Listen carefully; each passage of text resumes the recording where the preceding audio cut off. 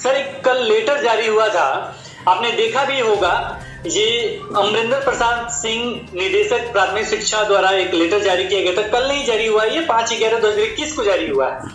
और इससे पहले भी हम लोगों ने चर्चा किया है कि 21/10/2021 तक एक डेडलाइन दिया गया था डॉक्यूमेंट वेरिफिकेशन के लिए। और हमने बताया था कि बहुत जगह शायद जांच नहीं हो पाया है, आपने भी बताया था कि बहुत जगह तो स्टार्ट तक नहीं हो पाया होगा। तो इसके बारे में विशेष बताइए कि ये लेटर जारी करने का विशेष मकसद क्या है, क्या कुछ इस लेटर में, क्या कुछ आगे हो सकता है, इसके बारे में बताएं। सबसे पहले मैं बिहार के सभी अभ्यर्थियों को नमस्कार करता हूं और बहुत ही अहम प्रश्न आपने किया है।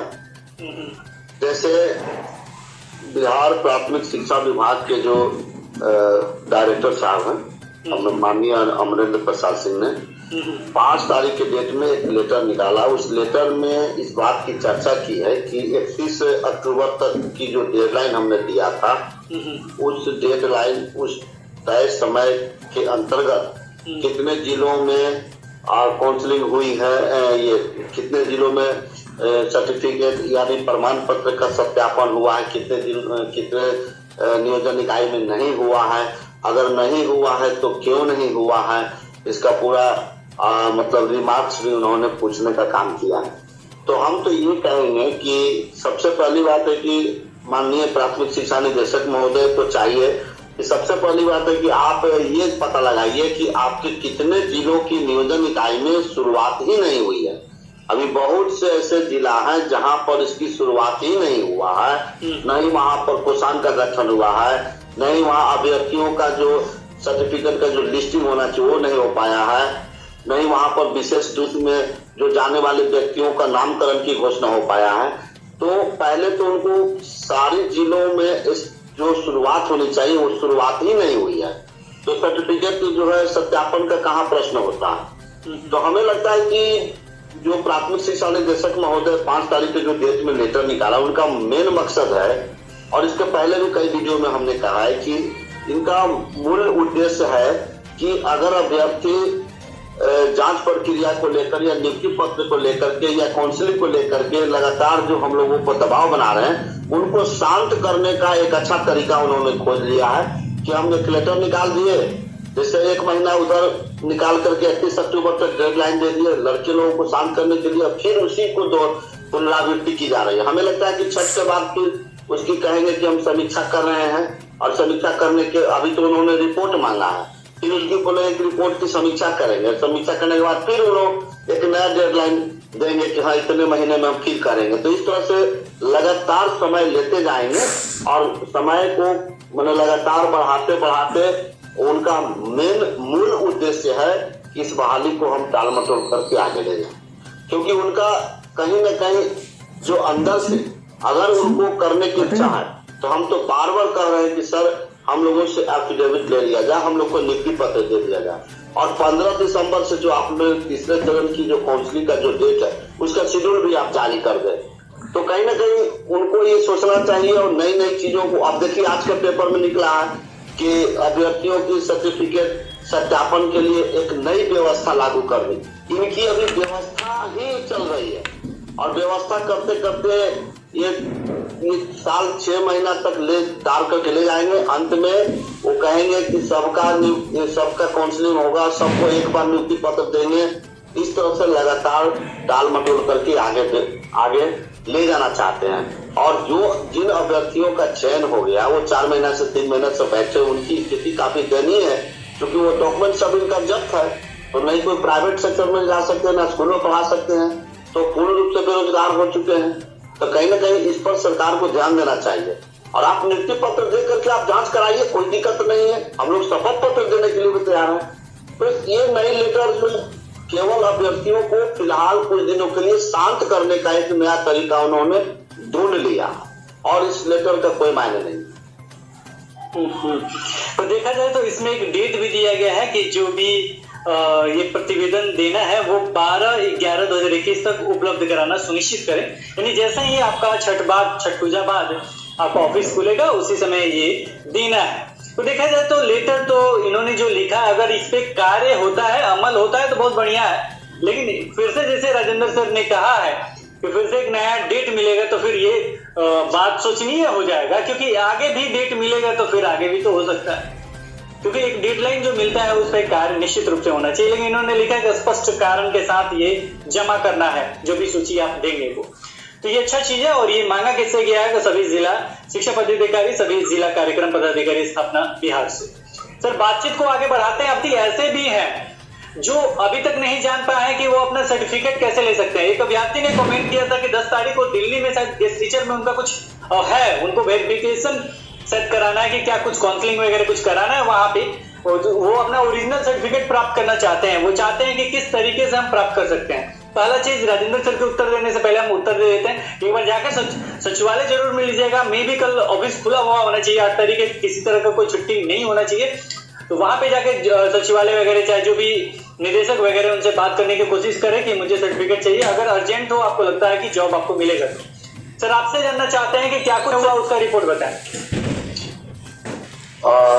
सबसे पहले मैं आपको बता दूं कि सचिवालय भी बंद है, क्योंकि सचिवालय में मैं नहीं गया था कल, और आज भी मैं सचिवालय नहीं गया था, क्योंकि आज तो रविवार है और सैटरडे और संडे ये 2 दिन सचिवालय बंद रहती है। ठीक है, तो कल चूंकि आप सर ये इस बात को भली बात ही जानते हैं, चाहे हमारे जो भी अभ्यर्थी हैं वो जान रहे हैं कि सरकार के द्वारा 15 दिसंबर से तीसरे सेम की काउंसलिंग का एक लगभग मौखिक रूप से वो जारी कर चुकी है। और हमें लगता है कि हर हालत में 15 से 30 दिसंबर के बीच में तीसरे सेम की 1204 नियोजन इकाई के करीब 11,500 पदों की काउंसलिंग होगी, हर हालत में होगी। इसमें कहीं कोई हमें शंका सुबह कोई दिखाई नहीं दे रही है। तो इसलिए हम लोगों ने सोचा कि अभी हम लोगों के पास 30 या 35 दिन समय है, तो क्यों नहीं हम लोग नियुक्ति पत्र के लिए भी प्रयास करें। और उसी प्रयास के सिलसिले में कल मैं, चूंकि आपको पता है सर कि 29 नवंबर से शीतकालीन जो है सत्र विधानसभा और विधान परिषद का चलने वाला, तो उसमें हम लोग चाह रहे हैं कि जो भी हमारे विधानसभा के सदस्य हों, मंत्री हों, नेता प्रतिपक्ष हों, सत्ता पक्ष हों, विपक्ष हों, और विधान परिषद में जो वहां के सदस्य हों, उनके माध्यम से हम माननीय शिक्षा मंत्री जी से क्वेश्चन के द्वारा पूछा जाए कि आखिर ये नियुक्ति पत्र क्यों नहीं देना चाह रहे हैं, और इसका जवाब हमें सटीक होना चाहिए। और हम लोग प्रयास कर रहे हैं कि हम लोगों को नियुक्ति पत्र मिलना चाहिए। इस आवाज को बुलंद करने के लिए लगातार हम लोग कल से यानी 6 नवंबर से हम लोग संपर्क अभियान शुरू किए हैं। उसी संपर्क अभियान के अंतर्गत कल मैं चूंकि नवल भैया के पास गया था, कल हमारी मुलाकात नहीं हो पाई थी, चूंकि वो हम लोग जो आवेदन था टाइप कराने में लगे रह गए, उसी बीच में निकल गए। फिर हम लोग माननीय प्रतिपक्ष के जो नेता हैं तेजस्वी यादव जी के पास गए, वहां पर भी हम लोगों ने दिया है। हम लोगों का क्वेश्चन जो बहुत ही शानदार ढंग से माननीय नेता प्रतिपक्ष श्री तेजस्वी यादव जी भी उठाएंगे विधानसभा में। और उसके बाद हम लोग चले गए गुलाम गौर जी के पास, जो MLC हैं, विधान परिषद में है, और वहां से बहुत ही मतलब वरिष्ठम सदस्य में से उनको माना जाता है, और काफी वो माननीय मुख्यमंत्री जी के नजदीक भी हैं। तो इसलिए उनके पास हम लोग गए, उनको भी एक हमने आवेदन दिया है कि सर आप हमारी आवाज को विधान परिषद में उठाएं। उन्होंने पूरा आश्वासन दिया है कि बिल्कुल आप लोगों की मांग जायज है और इस पर हम आवाज जरूर उठाएंगे। उसके बाद हम लोग चले गए पालीगंज के जो विधायक हैं, जो भाकपा माले के विधायक हैं, और ये संदीप कुमार जी, संदीप जी के पास हम लोग गए, संदीप सौरभ जी के पास गए। संदीप सौरभ जी के पास हम लोग गए, वहां जाकर उनसे घंटों बात की, उनसे भी हम लोगों ने एक लिखित बनाकर दिया है। उन्होंने भी कहा है कि जैसे ही हमें मौका मिलेगा अगर इस पर चर्चा करनी, तो आप लोगों की डिमांड को हम बहुत ही पुरजोर ढंग से, जोरदार ढंग से हम उठाएंगे और मांग करेंगे कि नियुक्ति पत्र मिलना चाहिए। तो ये कल की जो ये रिपोर्ट है। आज हम गए थे, चूंकि कल जो है वो विधान परिषद के उप नेता सत्तारूढ़ दल भारतीय जनता पार्टी के श्री नवल किशोर यादव जी, जो MLC हैं, जो बिहार के जो शिक्षकों के अगर हितैषी कहा जाए तो ये अतिशयोक्ति नहीं होगी। बिहार में शिक्षकों के लिए अगर हर चीज अगर कुर्बान करने के लिए तैयार रहते हैं तो माननीय श्री नवल किशोर यादव जी हैं, जो कभी भी शिक्षकों के अहित नहीं होने देना चाहते हैं। वो हमेशा शिक्षकों की भलाई की सोचता है। और उसके लिए अगर सरकार से भी, चूंकि वो खुद सरकार में है, लेकिन अगर जरूरत पड़ेगा तो सरकार के विरुद्ध भी खड़ा हो जाते हैं। ये वही एक ऐसा नेता है जो बिल्कुल अपने सरकार के विरुद्ध भी खड़ा हो जाते हैं, शिक्षा मंत्री के विरुद्ध खड़ा होंगे कि इनकी जो जायज मांग है तो आपको करना होगा। आज हम लोग उनके पास गए और उनसे मिले और काफी बहुत ही अच्छे तरीका से उन्होंने बात की। पहले से भी हम उनके पास हमेशा आते जाते रहते हैं और उन्होंने कहा कि बिल्कुल हम हर हालत में इस क्वेश्चन को उठाऊंगा और उठाऊंगा ही नहीं, मैं आपको स्पष्ट कर रहा हूं कि आप लोगों की डिमांड को जरूर पूरा कराऊंगा। उसके लिए उन्होंने कहा है कि आप छठ पूजा के बाद, क्योंकि पेपर में निकलता है कि जब ये विधान परिषद या विधानसभा में जो क्वेश्चन एराइज होता है उसके बारे में कुछ सूचना निकलती है पेपर में, तो बोले कि जैसे ही आप पेपर में छठ पूजा के बाद देखेंगे आप आएंगे और आपके सामने बैठ करके हम क्वेश्चन बनाएंगे और उस क्वेश्चन को हम प्रथम स्थान देंगे और आप लोग की जोरदार आवाज ही नहीं उठाएंगे बल्कि आपकी मांग को हम पूरा कराने का 100% हम आपको प्रयास करेंगे। तो ये हम लोग को सुनकर के बहुत अच्छा लगा, क्योंकि वो सत्तारूढ़ पार्टी के विधान परिषद में उप नेता है, उनको काफी एक मान सम्मान है विधान परिषद में। हमेशा क्वेश्चन शिक्षकों की भलाई के लिए उठाते रहे हैं, तो हम जानते थे कि पहले भी हम लोगों का प्रश्न उन्होंने कई बार उठाया है और इस बार भी उठाने का उन्होंने आश्वासन दिया। तो हम लोग लगातार संपर्क में हैं और हम लोग चाह रहे हैं कि, क्योंकि हम इस बात को सर के सामने रखा कि सर आप बताइए कि हम लोगों का डॉक्यूमेंट जमा हो गया है और उसमें सरकार कह रही है कि हम इसकी पूरी जांच करा लेंगे तब हम आपको नियुक्ति पत्र देंगे, तो इसमें तो 4 या 5 बरस से ऊपर ज्यादा समय लगेगा। तो क्या हम लोग सर बेरोजगार कहाँ बैठे रहेंगे?